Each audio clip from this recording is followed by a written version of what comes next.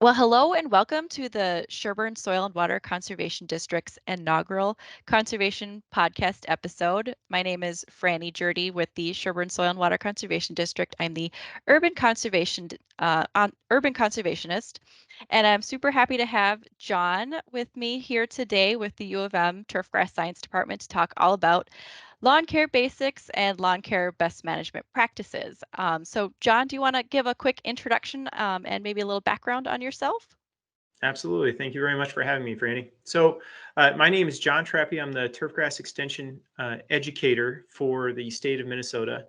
What that means is I am a part of the University of Minnesota Extension, and my job is to basically provide any kind of outreach resources to really anyone that handles turf within the state of Minnesota. So it could be homeowners, they could be turf professionals within the industry, like golf course superintendents, athletic field managers, or even cemetery, maintainers, for example. So it's really just kind of a wide breadth of an industry. But my job is to basically communicate up to date research and what we know about a given subject to homeowners and professionals alike, just to help them basically maintain their turf a little bit better and potentially with some fewer resources, if at all possible.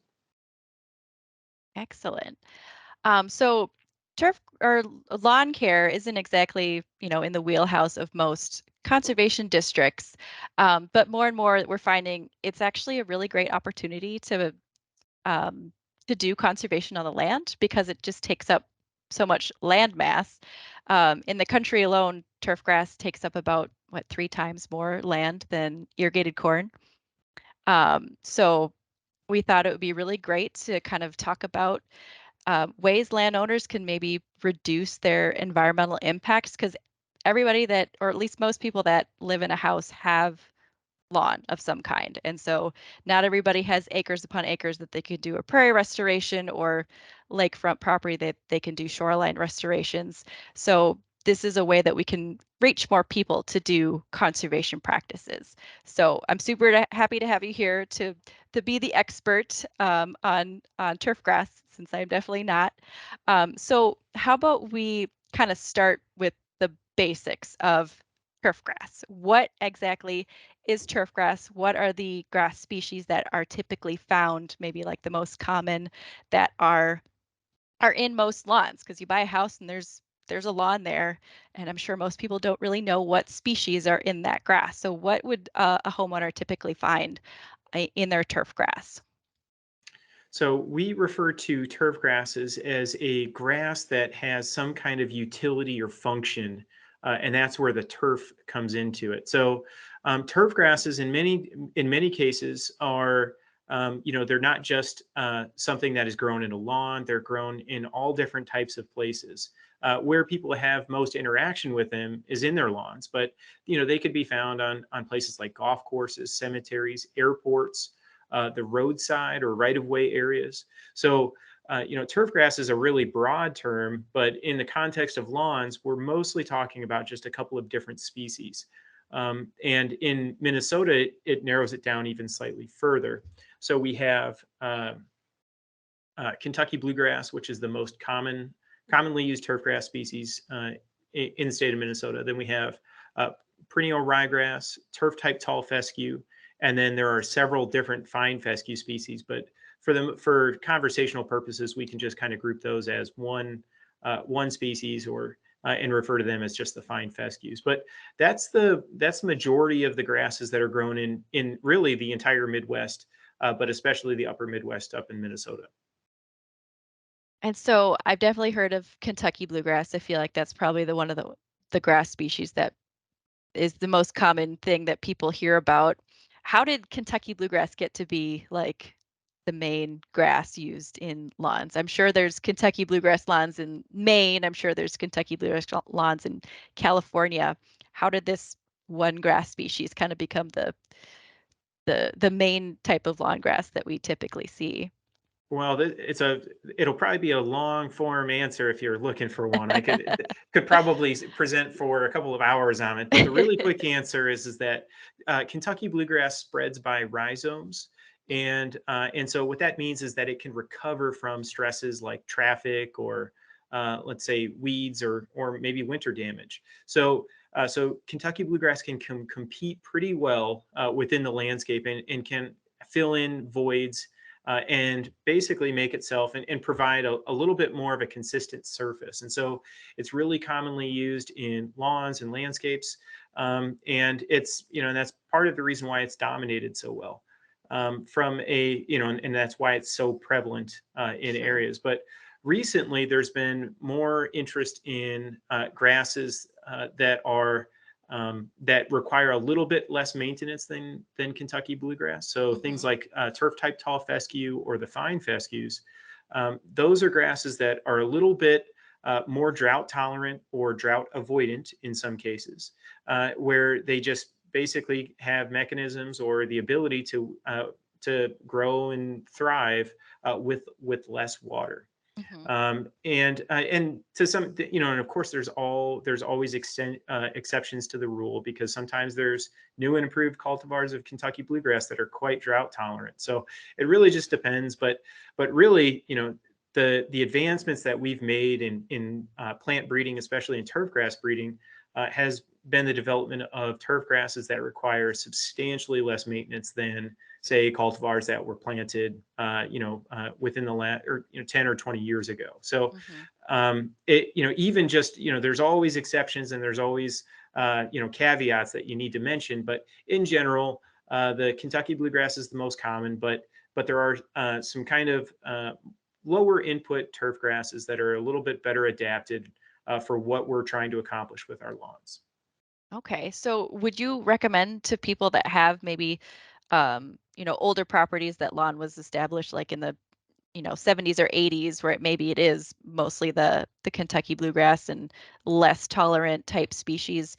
Would you recommend they like overseed with these newer varieties that the U of M is coming out with that are a little more drought tolerant and hardy to Minnesota?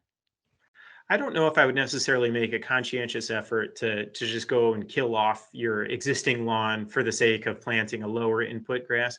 And part of the reason why I say that is because we just don't have the data to say that doing that would be worth it from like a, let's say, like a financial standpoint or from like a Hmm. water savings standpoint.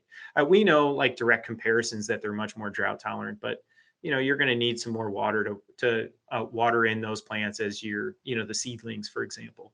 So Hmm. I'm a little bit nervous about saying that we should just go out to every lawn that's more than 10 years old and replant a new and improved cultivar. Hmm. What I think is kind of a good kind of a good happy medium or a suggestion there is if you have areas that have been stressed out in the past, like for example the last 2 summers we've lost a lot of grass from the drought and heat combined. Hmm. And then this past winter, we had a really stressful winter where there was a lot of grass that was lost because of uh, winter injury. And so I think in those cases where you have certain areas, I think those are great opportunities to select new and improved varieties.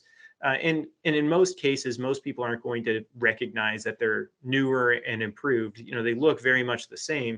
It's Right. just they might be a little bit better adapted for that area that experienced that stress than say grasses that were bred maybe 20, 30, 50 years ago. Hmm. Hmm.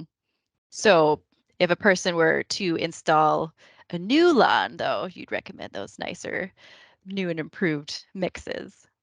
Exactly. I think it's really kind of fascinating. People, their first thought process is like, oh well, I should go out and buy a high quality lawnmower, for example. Hmm. But really the biggest impact that you're going to have on your lawn is what it's starting out as, Hmm. and that's the grass seed. And if you think about it from an environmental perspective, grass seed has very little uh, greenhouse gas emissions associated with the production of the production of the grass seed. It's not like a fertilizer or irrigation or anything like that. It's or a pesticide. It's strictly organic, and it's anybody can plant grass seed. So Hmm. it's very easy to do, and the grasses themselves can have a tremendous impact on how your lawn is maintained, but still providing those same functional benefits that you found before. Mm-hmm. So I think of it as a great option for, for really you get what you pay for, and it's a great option for getting starting your lawn off on the right foot if you have that opportunity. Mm-hmm. And if it's worth mentioning, if somebody really cares, many of the turf grasses that, well, not many, but some of the turf grasses that are that you were to buy off the shelves, for example, are actually grown in Minnesota. So Mm-hmm. so it's in some cases you're supporting a local farmer. So Mm-hmm. in some exceptional cases, I think you are. But if you want to think into, if that's important to you, I think that's something also worth considering. Mm-hmm.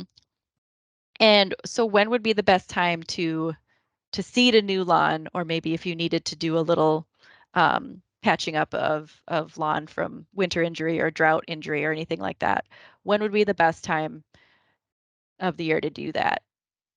So there's really two times of the year that are great, and I would say the best option would be in the early fall and or late autumn, and that would be sometime for Sherburne County or anywhere within that area is probably looking somewhere around the third or fourth week of August, all the way until about the third, fourth week of September, maybe even the first week of October to for establishing those areas or reestablishing those areas by seed. Mm-hmm. So that's kind of that's the best time of the year.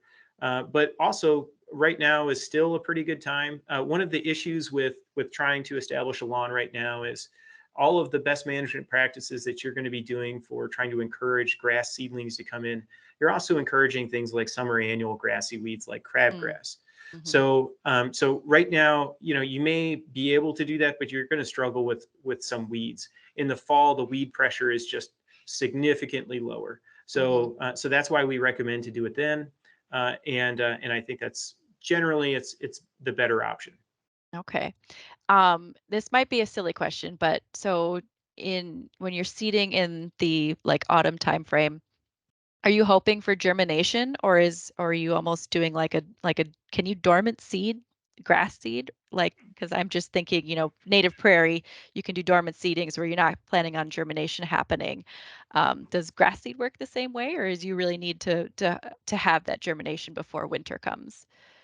That's a great question, Franny. So, and the answer is yes.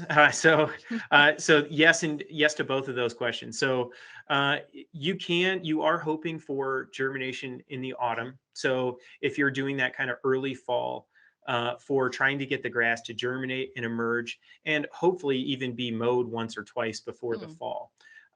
Now, with that said, what you were referring to is something we call dormant seeding mhm, in the turf industry, and that's something that can absolutely happen for a lawn, and it's what we use to establish a lot of our turf research plots. mm, And it's basically you prepare the seed bed in the fall, and as you know, we use germination blankets, so we don't have to worry about bare soil being mm, exposed over the winter. But we basically seed knowing that the grass is not going to germinate until the following spring. mhm, Now, there is a risk with that is that if you do get let's say a warm up and you do see some warmer soil temperatures and you seed too early going into the winter, you could get some germination and emergence right before the winter. And then you have those seedlings that are kind of exposed to the elements. mhm, So there's a little bit of a risk, but generally it can be a very successful way of trying to establish or to convert an area to or to improve an area over time is by dormant seeding. And really, the beauty of the dormant seeding is that it can be done anytime after soils have frozen. mhm, So once the soils have frozen, the grass seed can basically sit there the whole winter. And so you can dormant seed in November, or you can dormant seed even in February or March whenever the mm, snow melts. mhm, So it's a really versatile tool that can be used for trying to establish an area by seed. mhm. What's a germination blanket? Is that like a straw erosion control blanket, or is that something different? That's exactly right. So a germination blanket, there's all kinds of different terms for them, but Mhm, most of the time they're used. People are probably most familiar with seeing them used on roadsides when they're trying to establish a right of way that has a slope, mhm, and that's because they can effectively hold the seed in place, the seed and soil in place, And so it's basically a way of holding the seed in place, between, rainfall or irrigation events, but it can also retain moisture and provide more suitable moisture and growing conditions for the grass seedlings as they're emerging. Hmm.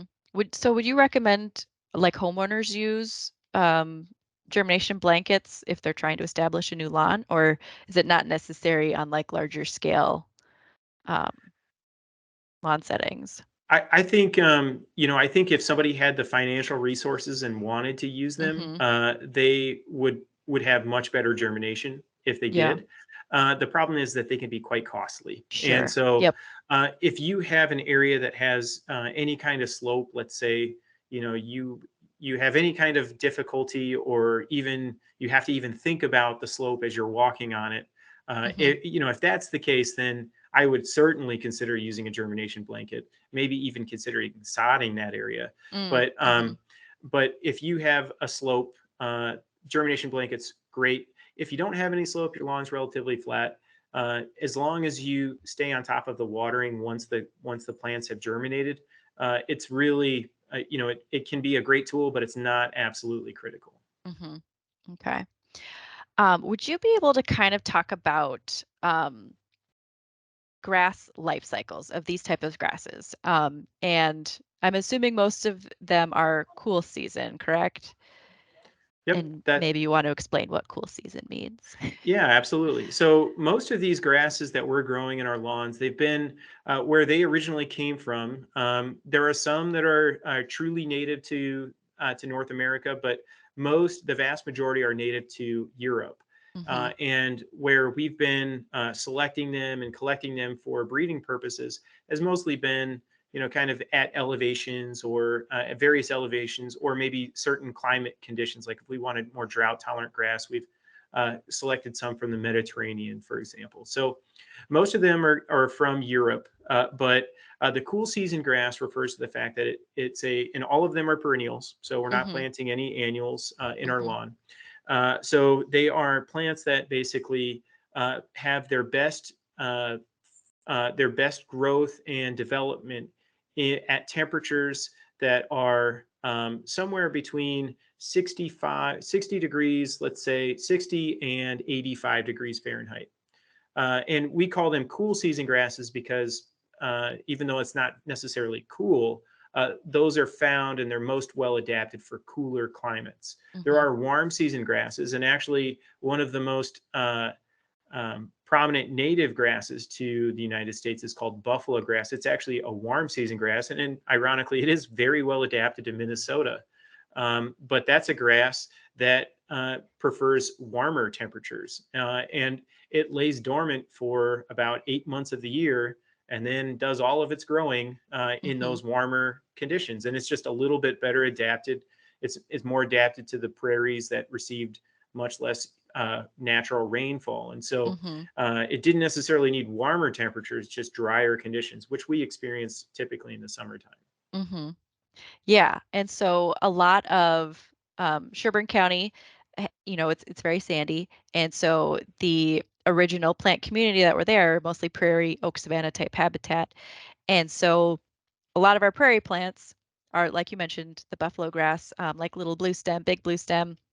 Those are all warm season, and so like this time of year, you know, lawn grasses are already starting to get very green, but native prairie still looks kind of sad and brown. And I think that's really why people kind of gravitate towards lawn grasses, especially being in Minnesota. We're so ready to come out of that winter and see some kind of green vegetation. So having those cool season grasses is a nice sight after all the snow is melting to have something green up so early on. Um, oh yeah, go ahead. Absolutely. Oh, I was just going to say, if you think about, much of the sports that we play, and like, even those types of things have influences on the grasses that we're growing in our lawn. So if Mm-hmm. you think about like football and baseball, or softball, or most of those seasonal school sports, they're played, really in the ideal cool season growing time Mm-hmm. frames. And so so that kind of lends to why we have so many cool season grasses that we're using in our lawns, is because quite frankly, that's when we're using them the most. Mhm. People think about sports and things like that, and they think of them as summer activities. But a lot of times our football or our lacrosse or anything like that, those are taking place for the majority of the year in very cool temperatures. And so having plants that can grow at those lower temperatures is an advantage for those Mhm. types of situations. Yeah, absolutely. That's something I didn't really think about. So let's kind of switch gears to talk a little bit about management of these grasses. I've already seen people, in neighborhoods fertilizing with the granular fertilizers. Is now a good time that people should be fertilizing their lawns, or is there a better time of year for that? So right now can be a good time. So I wouldn't necessarily say it's the preferred time. Mm-hmm. It really just depends on how someone is using their lawn, and it really depends on how much they're putting down, of course. But generally speaking, what we're trying to do is, the plant itself is already waking up right now in the springtime. It's basically waking up because soil temperatures are increasing, are soil organisms that are responsible for mineralizing nutrients and making them plant available. They're all warming, they're all getting going. And so there's a lot of nutrients that are becoming available for the plants themselves. So Mm-hmm. that's part of the reason why you see such a big flush of growth in the month of May Mm-hmm. in Minnesota, is because of this, this just natural soil cycles. So fertilizing right now can be helpful, especially if you're trying to grow in new grasses or you're trying to fill in from any areas that were stressed out. I'm not to say that you shouldn't fertilize. It's just one thing that you should definitely be aware of is over fertilizing and just Mm-hmm. making sure that you are not fertilizing too much at one time, or you're too excited about trying to encourage the grass to grow. Mm-hmm. It'll do its thing and it'll do just fine. And some fertilizer in moderation can actually help fill in and provide a better lawn that provides better, arguably better environmental benefits Mm-hmm. than one that's really thin and and sparse, for example. Right, So right. I could see that argument, but generally we want to encourage people to fertilize in the fall, and Mm, that's when the plants are storing carbohydrates. mm, That's so you are fertilizing the soil is what you need to think in terms of. So mhm, by fertilizing the soil, you are fertilizing the organisms in the soil, and they are effectively making more nutrients plant available. And so if the plants themselves will start to store a lot of those carbohydrates that organisms are making plant available for them, and they can basically store that either in their storage structures like rhizomes, or in some cases in roots and stems in the crown of the plant. So mhm. that's the best time of the year to do it. And it also avoids fertilizing things like crabgrass or Yep. other types of weeds. So, from a strategy standpoint, you can fertilize your lawn without fertilizing the weedy grasses, for example. Mhm. So, there's a lot of different reasons on why to do that in the fall, Right. but it's definitely the preferred time. And is it only really needed to fertilize once a year? I think it really depends on I think it really depends on your soil type. So generally speaking, for every pound, well, maybe that's a little bit too much information for the audience, but I was just going to say that organic, like soil organic matter levels, can have a really significant impact on how much fertilizer would need to be to grow in a lush, dense, thick lawn. Mhm. Uh, and not everybody needs a lush, dense, thick Right. lawn. So I think it's really kind of matching your management style with what you're planning on using the lawn for. Okay. So if you if you've got like a couple of kids and a golden retriever, for example, or a bigger dog, that receives more play and activity and traffic and a little bit more stress, um, maybe that lawn needs to be able to recover from that stress, and so the Mhm. fertilizer can supplement that. But in the case of, like, let's say you do have a very light soil, like I think you've mentioned in the past that Sherburne County has, that their soils with very low organic matter. Yeah. Um, in those particular cases, fertilizer would be beneficial. It's just whether or not it should, it can be necessary for the lawn, because Mhm. many lawns don't, necessarily need fertilizer. I'm further south. I live in St. Paul, and so my soil is quite a bit different than yours. But I at I've only fertilized my lawn one time, and that was because I was really just trying to encourage some fine fescue seedlings to come in. Mm-hmm. So, I don't think it's necessarily an essential practice that needs to be done, but some fertilizer can certainly help maintain your lawn and help it be resistant to weeds like crabgrass, for example. Mm-hmm. Yeah, so Sherburne County, I think the average soil organic matter is maybe 1%, Yeah. up or down in some areas depending where you are. So, yeah, not a lot of organic matter, very light soil. But I'm glad that you mentioned kind of over fertilizing because that's kind of a pretty big concern in areas where we do have really well drained sandy soils because excess fertilizer can leach into the groundwater, which we do have some concerns with high nitrates in groundwater in Sherburne County. And a lot of people just assume that it's only coming from agriculture, but it definitely can come from areas where there's just a lot of lawn because people may not know exactly how much fertilizer they should be putting down. So getting to know your soil type is really essential for something like that.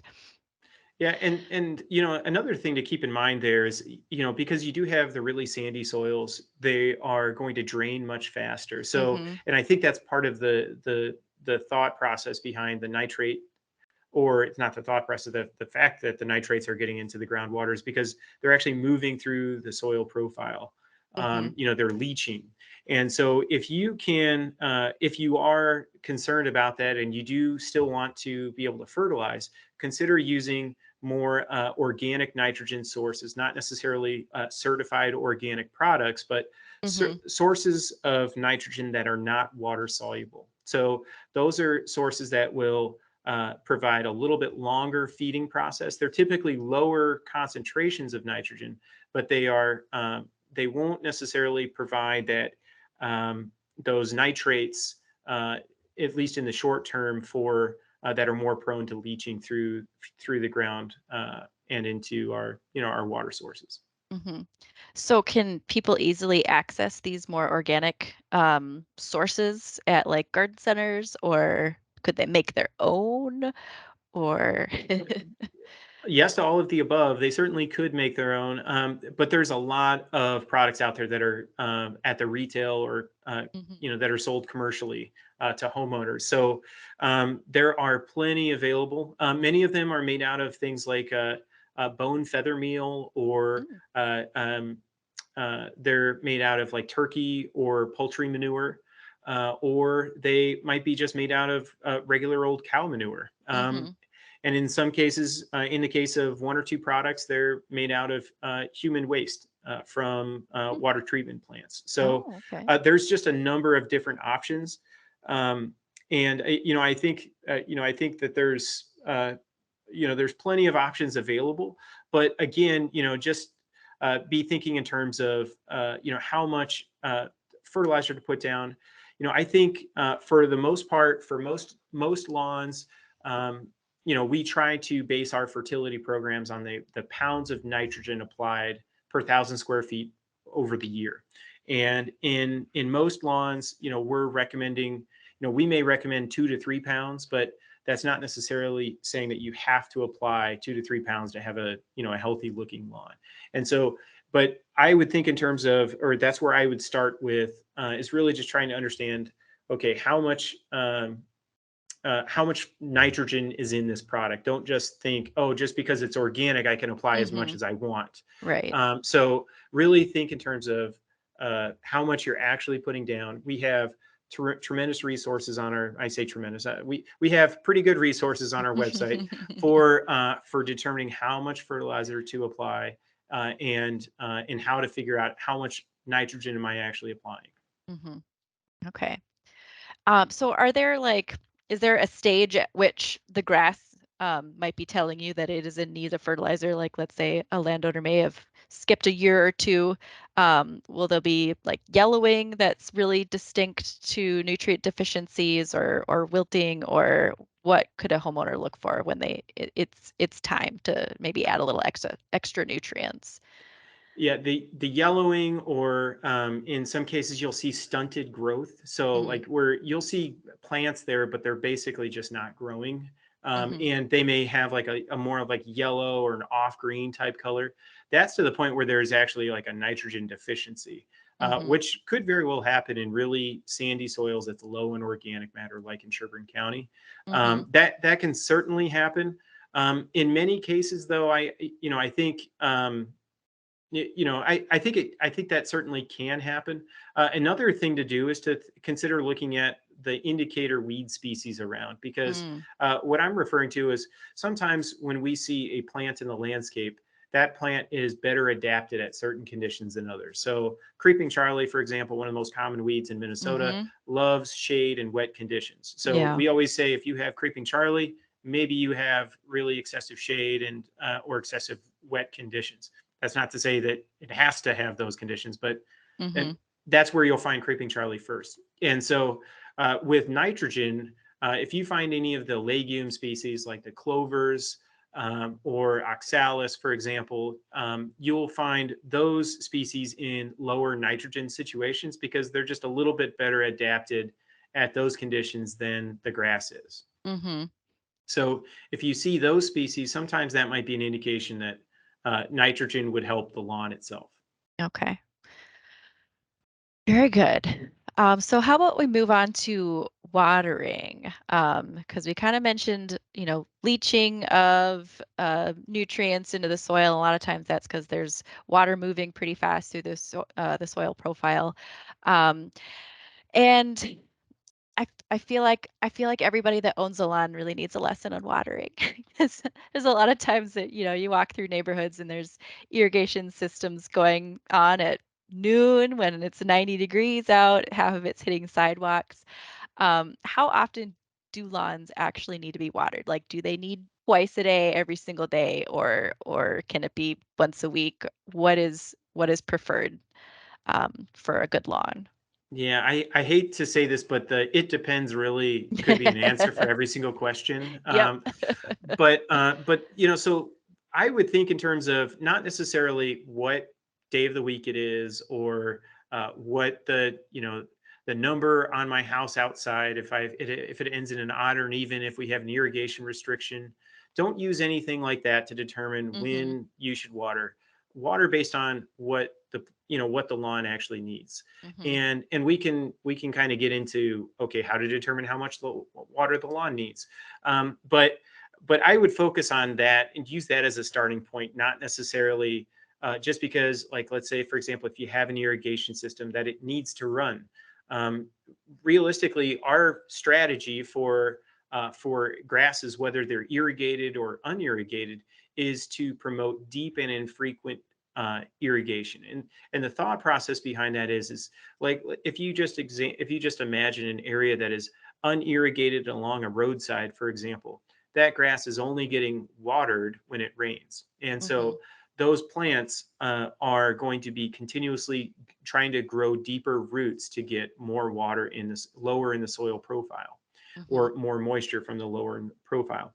And so we can train the roots of our lawns by watering less frequently. But if Mhm. we do water, we're going to water deeper into the profile, where we're allowing that water to actually get further deeper into the profile. So we're not training the roots to be shallow. Mhm. And that's one of the challenges. And I think with like irrigation restrictions or watering restrictions, or really just having an irrigation system in general, is that people think, well, because I have this, Mhm. I should use it, and Right. my lawn will be green year round. And and lawns don't have to be green year round for you to have a healthy lawn, to serve its purpose, to use it however you want to use it. I think that's one of the bigger challenges we have at the University of Minnesota, is trying to educate people that green grass doesn't, a lawn doesn't have to be green to be good. Right. Green, a little bit of brown can be a good thing, Mhm. because if the grass literally never dries out, never experiences any kind of drought symptoms, there's less incentive for it to grow deeper roots. to become more resilient to Mm-hmm. drought cycles that are seem to be becoming more commonplace. Yeah. And so our goal is to try to educate people that many grasses and most of the grasses that we have in our lawns have adaptations in them that they can actually go dormant, or they can avoid some kind of prolonged drought stress. Mm-hmm. And so allowing the lawn to go a little bit brown or just not be green all the time Mm-hmm. can actually be better for your lawn in the long run, by one, training the roots that it doesn't have to be shallow, but also you're just actually allowing the plant to go into a natural dormancy that Mm-hmm. they've been adapted for thousands of years. Right. So it's really just trying to kind of get beyond that human aspect of, oh, green is good, Mm-hmm. uh, and so keeping it green all the time is better for my lawn.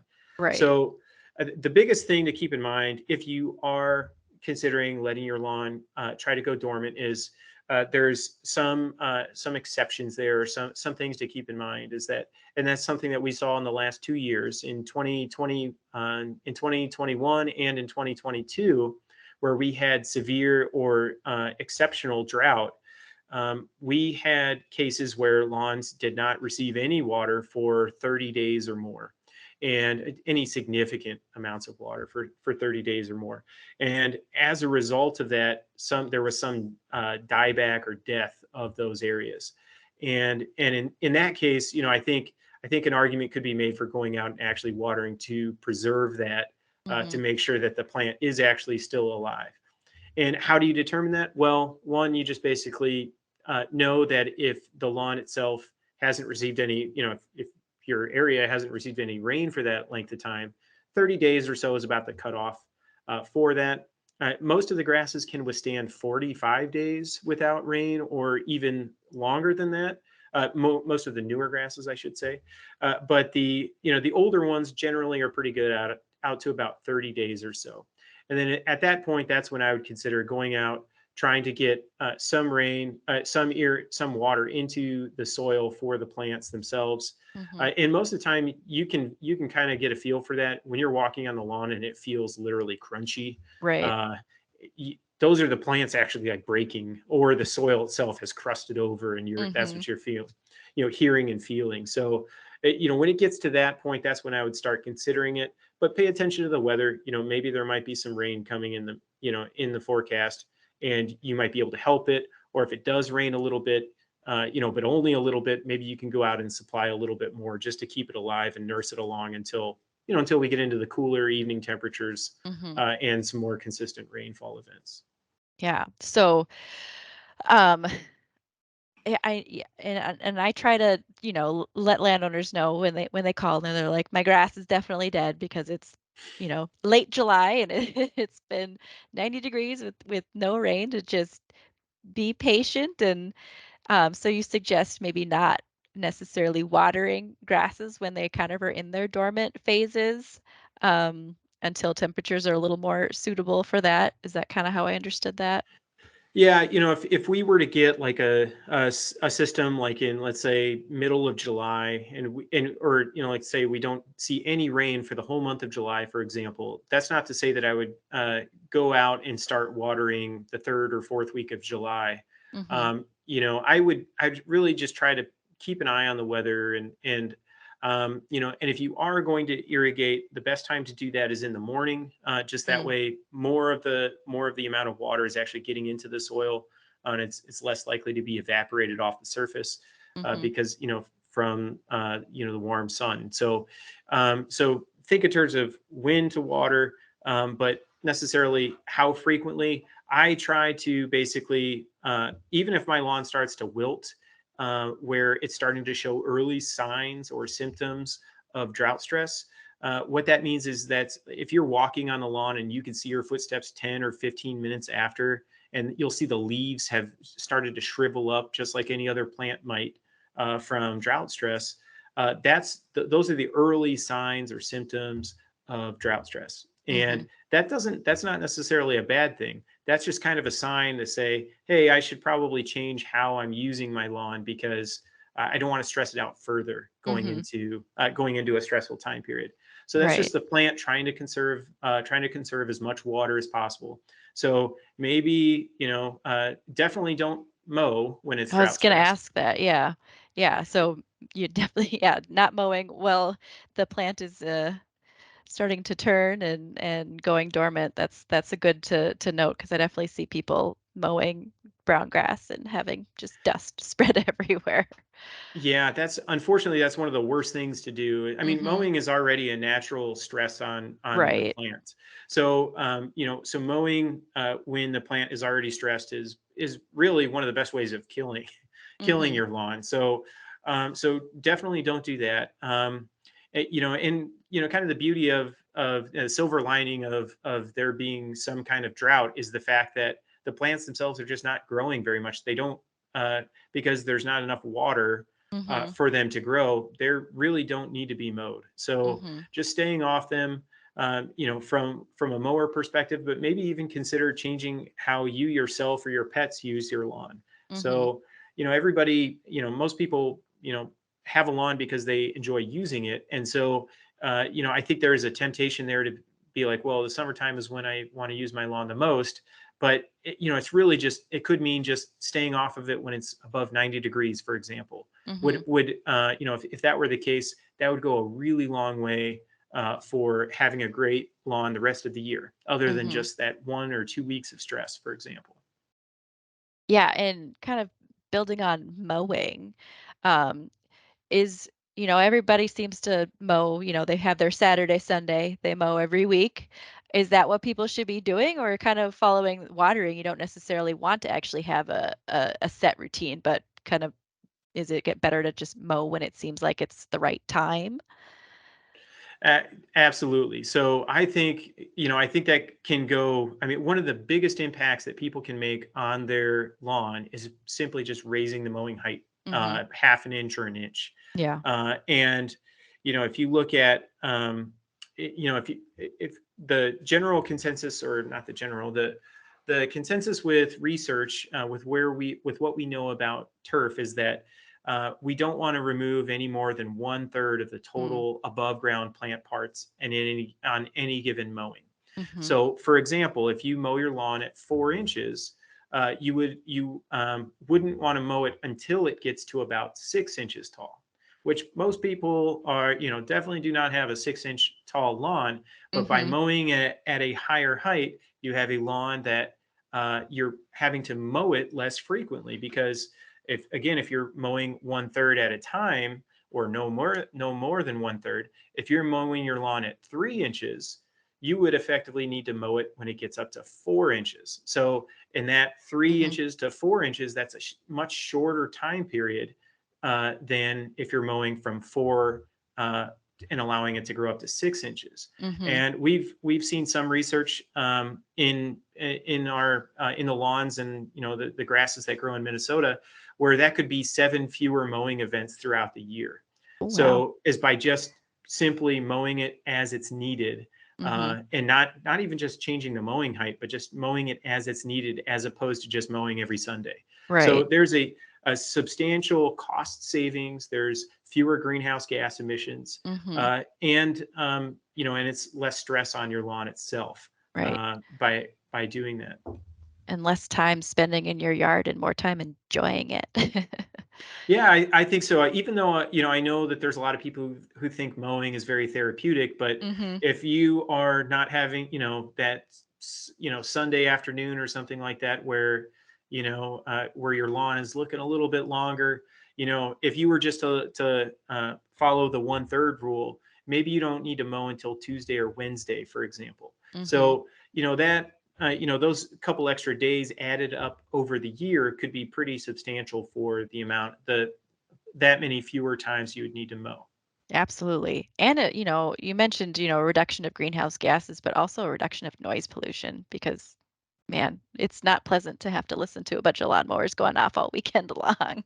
Yeah, and I think the best thing about raising your mowing height is, and I saved the best for last here, or if it is the last. But the best thing about raising your mowing height is that it means that you're you're effectively training your roots to grow a little bit deeper. So Mm-hmm. a lot of people are familiar with like a tree. So if you look at a tree, you can imagine that same amount of root, the above ground, that same amount of root growth is present below ground.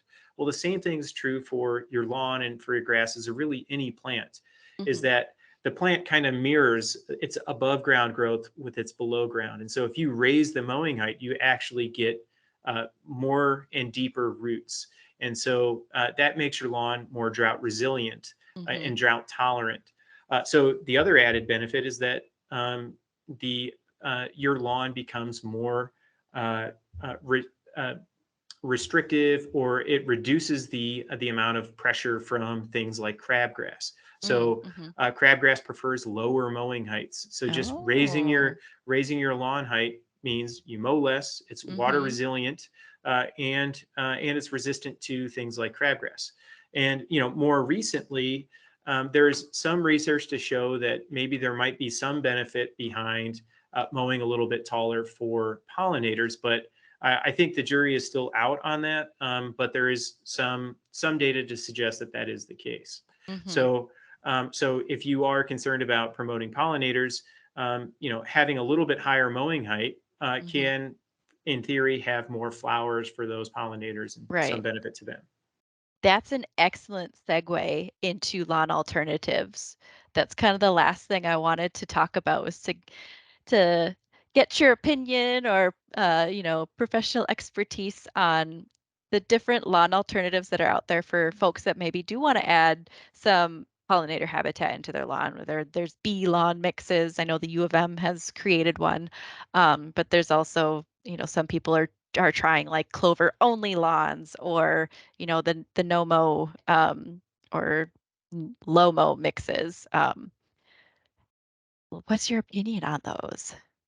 I think where people should, I think many of those are great because we're we're getting better at matching the type of lawn habitat that someone wants to have with what they're trying to get out of it. So Mhm. if your priority is to have a lawn where your kids can have a safe pit, for you, your pets, or your kids, safe place for them to play, uh, the traditional American lawn can work great for you. If you're somebody who's looking for, doesn't really care about any of those things, but it's just like, well, I've got this space and I've got a lot of sun, I could grow some plants that would be beneficial to pollinators. We've got something for you there too. And then we also have hybrids that can Mhm. work well, kind of a hybrid system that could meet both of those needs.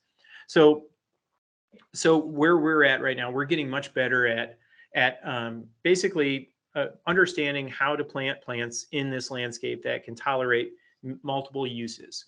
Mhm. And so, in in the case of things like the bee lawn mixtures, we've been doing research for almost 10 years for identifying perennial plants that can tolerate regular mowing that still Mhm. provide good forage or food for pollinators. So there's several different bee lawn mixtures out there that can work great. But there's also, if you're looking for the traditional American lawn, but mow it less, there's also things like low mow or no mow fine fescues. Those will grow a little bit taller. They're not necessarily going to include pollinators, but they Yeah. can. Mhm. And those are a great alternative for somebody if they like the aesthetics of a traditional American lawn, but don't necessarily want to mow it quite as often. I think Mhm. that's a great suggestion. And to your question about the clover lawns and things like that, I think that I think clovers, or incorporating clovers, which by the way happen to be part of the bee lawn mixtures, at Mhm. least one of the clover species does. The clover lawns are kind of a mixed bag because I think that they are great because they provide pollinators, suitable pollinator habitat. In theory, they provide some nitrogen for the Mhm. lawn, so I understand why they would be appealing. They're cheap seed, and they're very easy to establish. The kind of the catching point on the clovers is that they, even the perennial types, have kind of a short lifespan, Mm. and unless they're reseeding themselves, a lot of times will just get outcompeted by other plants that are become less beneficial or less Sure. desirable. So So they would require some future seedings. They're not Okay. necessarily, even if they're a true perennial, which by the way, they can be, and there's multiple, there's annual and perennial types. The white clover is the most commonly used Mhm. perennial type that Mhm. does spread and fill in some voids. Uh, One of the disadvantages of the clover is that it's fairly poor traffic tolerant. Right. So, so if you have, kids, pets, yourself, depending on how you use your lawn, clover, you can establish it, but it may not necessarily persist very long, depending on how it's used. But with all of that said, I still think that they're a great alternative, and I think people should consider incorporating them in, Mhm. especially if they're not receiving a whole lot of traffic. Right, yeah. So maybe spots like would they do well under trees? Because I know a lot of our traditional like grass mixes. I know not much goes well under certain trees, but maybe dappled shade. Can they handle something like that, or they That's really a, need more sun? that's another one of the disadvantages of the clovers that I'm glad you kind of brought up is that they are a little bit less or a little bit less shade tolerant even than some of Okay. our turf grasses. So Mm, you can try them in kind of like a, like let's say a somewhat shaded area, and I think that they would probably do pretty well. But uh, you know, many of our lawn grasses, as they can persist much better in the shade than the clover can, and our mhm. grasses are adapted for open sun conditions. So Yeah, yeah. the clovers, it's a little bit of a disadvantage, but I still think I think they're worth trying, especially if you're interested in all of those benefits I mentioned. Yeah, absolutely. So yeah, B-lawn mix is great for kind of lower use areas or, parts of your lawn that it's you're not going to be hanging out anyway. Provide great habitat for those pollinators that need some resources, especially in developed areas where there's just not a ton of natural spaces. Might as well get it in the lawn. Exactly. Um, so I think that's kind of the bulk of what I wanted to talk about today. Do you have any like last minute um, take home messages or resources you want to send people where they can find all of this great information that we talked about today?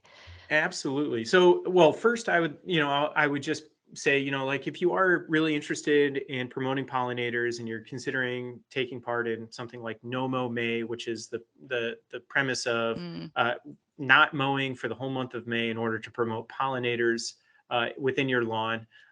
We've, you know, we definitely know that there are better ways of promoting pollinators than just not mowing, and not mowing for the entire month of May, and then mowing the first week of June, for example, mm-hmm, could end up having really negative impacts on your lawn. And so it's really, if you're really concerned about pollinators, there's consider a bee lawn mixture. mm-hmm, I think something like that is a great alternative, and I think it's a great outlet for people. And I think it's it no mo may, I think, is if that's what's getting you interested, sure, feel free to take part in it, but consider minimal mowing May, for example, and just mowing maybe just once or twice, instead of, waiting until it gets a foot and a half tall, for example, or a mm-hmm, foot tall, and then mowing the first week of June. So that's something that I think is fairly timely, and it's very popular right now. mm-hmm, And we're trying to spread the good word. Even myself, the University of Minnesota Bee Lab, we're basically all on the same page for mm-hmm. trying to promote pollinators as much as possible. No mow may not be the best option for that, Yeah, but what's the new tagline is slow-mo summer, right?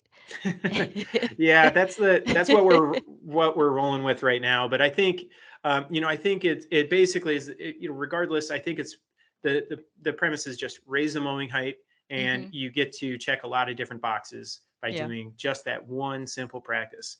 As far as the resources are concerned, we do have quite a bit of resources available on the internet, on our web pages. The University of Minnesota extension.umn.edu is a great resource for finding extension materials for pretty much all things in the green space related. But um, we also have a web page for specific to turf things. It's a little bit more research and professional oriented, but turf.umn.edu. everything is free online from the University of Minnesota. So for where we're trying to really just provide support and tools for people to be able to manage their lawn a little bit more effectively. Mhm. Yeah, and we can include some of those links wherever we post the podcast so people can have easy access to all of that excellent information. Um, Absolutely. But so that basically wraps up the first episode in our podcast series. John, thank you so much for joining me today. It was really great to have you provide all of that really great information.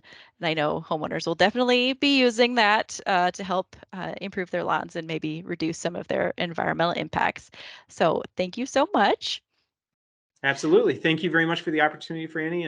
And if you do have any questions, my contact information can be found on the internet, on the extension web pages, and or you can, if you do need some other extension support, you can go to Ask Extension and get to us that way.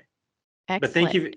thank you very much for having me. Yeah, yeah. And thank you all for listening and stay tuned for more episodes in our conservation podcast series.